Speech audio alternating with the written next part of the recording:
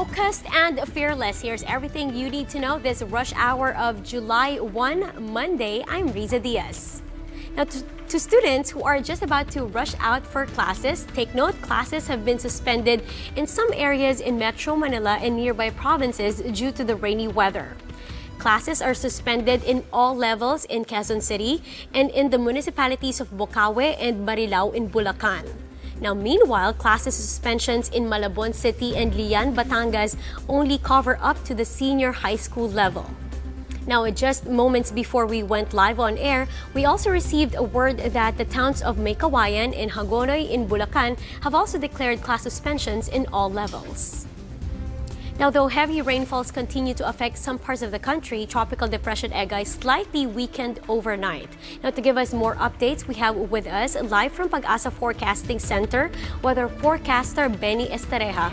Benny, good morning. Where is the LPA as of the moment? Good morning, Riza, and to all our viewers. Tropical Depression Egay was located as of 4 in the morning at 205 kilometers east of Calayan, Cagayan, and it has maximum winds of up to 45 kilometers per hour near the center and gustiness of up to 60 kilometers per hour. It is currently moving northwest at 40 kilometers per hour. Benny, are we expecting Egay to bring more rain, and how about stronger winds? In terms of direct effect coming from Egay itself, we're expecting rains over Batanes and Babuyan group of islands. But for the rest of Luzon and Western Visayas, we're expecting rains due to habagat or southwest monsoon for the next 2 days. Benny, when are we seeing Egay leaving the Philippine area of responsibility? We are seeing this scenario of the Tropical Depression Egay becoming a low-pressure area while inside the Philippine area of responsibility. That's within the next 24 hours. So the likeliness of this low pressure, if ever Tropical Depression Egay becomes a low-pressure area, it may exit around Wednesday. So that's July 3. So other than Tropical Depression Egay, are there other weather disturbances affecting the country? Yes, we're also monitoring this low-pressure area outside our PAR over the West Philippine Sea. That's around 700 kilometers west of northern Luzon, but it has least likeliness or less likeliness to enter our PAR and will rather go towards the direction of southern China.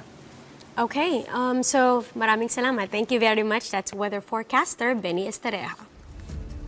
Monsoon rains over parts of Luzon may have been a silver lining, though, as water level at Angat Dam slightly inched up last weekend. That's the first recorded increase after 5 months of continuous drop in the reservoir's water level. Now, at 6 a.m. on Sunday, water level at Angat reached 158.64 meters, higher than 157 meters recorded on Friday. Pag-asa says the Metro's main water source benefited from the rain showers over Luzon. They are also expecting the dam to recover further as more rain is expected this month. The NWRB, though, is still keeping water allocation for Metro Manila at 36 cubic meters until water level recovers above 160 meters. Paghabagat na pag-ulan, widespread yun, malawakan. Tatay yung ulan sa Bagyo, malawakan. So, nakakarating doon sa watershed ng Angat yung ulan na yun. Kung wala lang mahabang break, dire-diretso na yan ng pagtaas. Base nga doon sa nakikita natin na tuloy-tuloy yung pag-ulan, di ba? Tuloy-tuloy na yung pag-ulan. Tutaas at tataas pa ito. Moving on now to some health news. One-stop clinic Metro Sanitas opens its 4th branch in Muntinlupa City as a part of its goal to offer a more convenient and accessible outpatient care. Patricia Mangune with the story. Metro Sanitas has opened its 4th branch and 2nd largest clinic in Festival Mall in Muntinlupa City. The clinic offers complete outpatient healthcare services from around 25 doctors with access to the latest in medical technology. We can cover 80% of the services needed by a normal person in their life. The Metro Sanitas Corporation is partnered with Metro Pacific Hospital Holdings Incorporated, so their medical experts can refer patients with severe cases to the best hospitals. What we do is urgent care. We have a priority line for people that is coming in bad conditions, but as we follow the protocols of the DOH, Metro Sanitas also aims to make healthcare convenient for most patients. This is why their clinics are located in malls, where they are more accessible to the public. Our aim is to try to give the patient the more convenience. Then, when the patient comes into the clinic, we try to give them the best service as they don't have to queue, they don't have to wait. Metro Sanitas is looking into developing an online service and database so patients can access their laboratory results quicker. The company plans to open its 5th clinic by 2020 in Quezon City. For News 5, Patricia Mangune. We are One News. Here are the biggest stories from the dailies. Malacanang is giving President Duterte a near-perfect grade after his first 3 years in office. Philippine Star reports that Palace is giving Duterte's performance a 9 out of 10 despite drawing criticisms over key policies and supposedly enforcing warmer ties with China. Presidential spokesman Sal Panelo says Duterte's accomplishments are, quote, countless and incomparable and are by far the best there compared to past administrations. This one from the Freeman. Former Cebu City Mayor Tomby Osmeña could be held liable for stripping the fixtures off his former office. The DILG says the move could mean administrative charges for the former local chief executive. Last week, construction personnel stripped off the shelves, fixtures, partition ceilings, and floorworks of Osmeña's former office, leaving it bare for his successor, Mayor Edgardo Labella. Now, the city's Department of General Services certifies that Osmeña owns all of those interior. Not to gloat or anything, but Filipinos are deemed one of the top sexiest nationalities in the world. Filipino Star ngayon cites the online travel website of Big 7, claiming that Pinoys are the 3rd sexiest people in the world, just behind the Ukrainians and Danish people. Now, the survey asked more than 1 million social media users on which nationality they think are the sexiest, allowing them to give their own basis for that or for what constitutes as sexy. Fast break now to Sports Rush. Ball is life indeed for Filipinos, and recognizing this is the Samahang Basketball ng Pilipinas as they convene to streamline efforts in molding future ballers and along with it, ensuring the country's competitiveness in the sport. Carlo Pamintuan has the full report. For the first time in 3 years, the Samahang Basketball ng Pilipinas holds its National Congress inside the Meralco Fitness Center Multi-Purpose Hall to set the goals for the federation and also align with the different basketball stakeholders in the entire country. Senator Sonny Angara, who is also the Samahang Basketball ng Pilipinas chairman, presided over the meeting, attended by more than 50% of SBP's active members. It started with a ratification of the minutes from the last National Congress and the approval of SBP's financial statement as of December 2018. The highlight, however, was a report of SBP President Al Panlilio. The SBP has established a baseline for what it aims to accomplish, and now is the time to take the big steps forward. The well-attended event certainly augurs well for the development of Philippine basketball. With the stakeholders all in one page, the future just got brighter for our Filipino ballers. From the Meralco Fitness Center, Carlo Pamintuan, we are One News. All right, let's see the traffic situation at our major roads this Monday, July 1st. On your left is southbound going to North Avenue, and so far it's going to be clear drive. Just be careful for all our motorists. Again, it's been quite rainy. Now on the right side, that's northbound heading to Monumento. Now moving on further southbound, or rather, yes, moving on further on the right side of your screen, you will actually see the Rojas P. Ocampo Road that is already getting busy. So again, northbound is getting busier, or rather, northbound is still moving. Left side though, southbound is already getting busier. Now on the left side of your screen, P. Tuaston Underpass is already getting packed also. And on the right side, so far if you're heading southbound to Makati area, EDSA Ayala Tunnel is still going to be an easy drive for our motorists.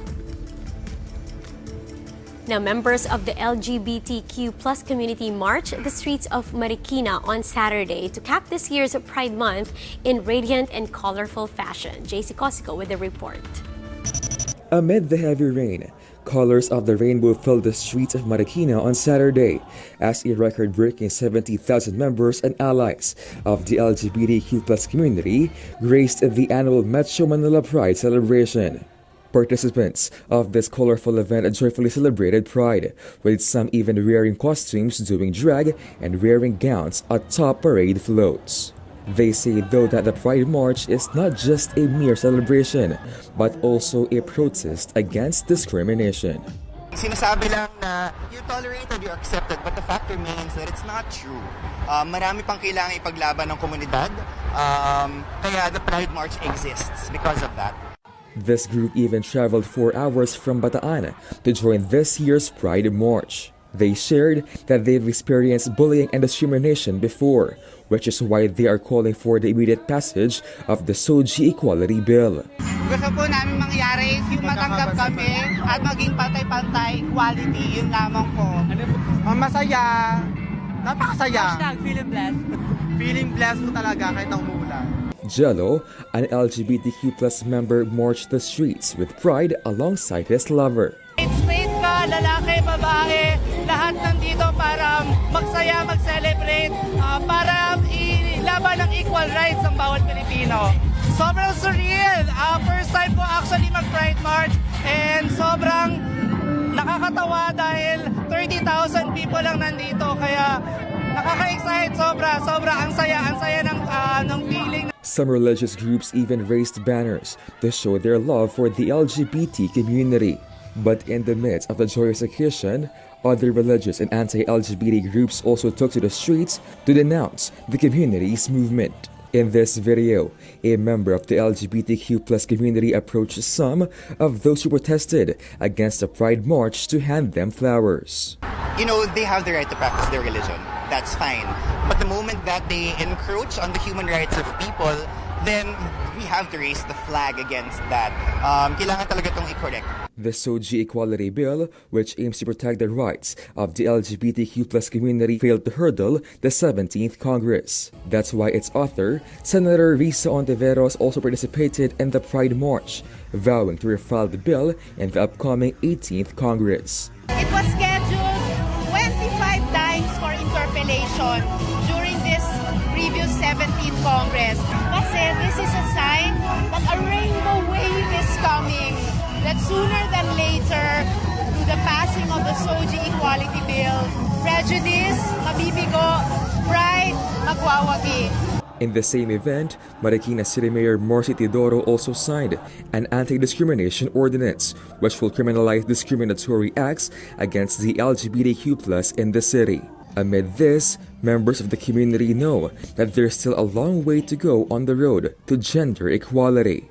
But they say they're very much determined to continue fighting for their rights, and as this year's Pride March theme goes, resist together.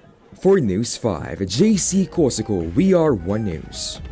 And to cope with Metro Manila traffic, most of us resort to riding public railways. So it's a good thing that starting today, students are getting free rides at MRT, LRT2, and PNR at select hours. Let's have a quick check on how that new transport policy is doing so far with Laila Pangilinan, who's reporting live from the LRT2 Santolan station.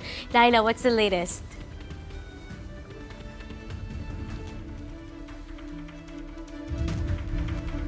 It's a rainy yet happy Monday for our students here at the LRT2 Santolan station as the free rides or free fares take effect today. That means an additional 20 to 40 pesos in savings per day for our students. The queue was long, but it didn't really take long for the students to get their free pass at the booth as the LRT2 Santolan station designated a special booth for them. There were also reminders coming from the PA system instructing the students where to fall in line. The free rides for students is effective today and the schedule varies. For MRT, students may avail free rides twice a day from 5 a.m. to 6 a.m. and in the afternoon from 3 p.m. to 4:30 a.m. For PNR riders, students can get on the train train for free starting at 5 in the morning till 6 a.m. and in the afternoon from 3 to 4 p.m. For our U-Belt students, you can avail of the free ride from 4:30 a.m. to 6 in the morning and 3 p.m. to 4:30 in the afternoon via the LRT2. Students also take note that you have to download and fill up a form at the DOTR website or social media page, but for the meantime, if your pass has not yet been approved, all you have to do is present your school year 2019-2020 ID or your certificate of registration to the booth personnel. Riza, we also have encountered some students who were late for the free ride, and you can really see the frustration in their faces. But then again, they told us, babawi sila bukas. They say that they'd wake up early tomorrow to get and avail of that free ride. Some students are not also aware of the free ride and were happy that they didn't have to pay. For most students, however, they can save up to 20 to 40 pesos per day, which means that's like around 100 to 200 pesos per week. And some say that they will be using it as additional baon or additional food or for their school supplies and maybe probably for their projects, so that they wouldn't ask from their parents anymore. There was also one who said that he's pretty much sure that he's going to give his parents a nice Christmas gift this year. That's the latest here in LRT2 Santolan. Riza. That's very nice. That was Laila Pangilinan reporting live from LRT2 Santolan Station. And that's how the day is shaping up to be. Join us again next time for another round of Rush. I'm Riza Diaz. We are One News.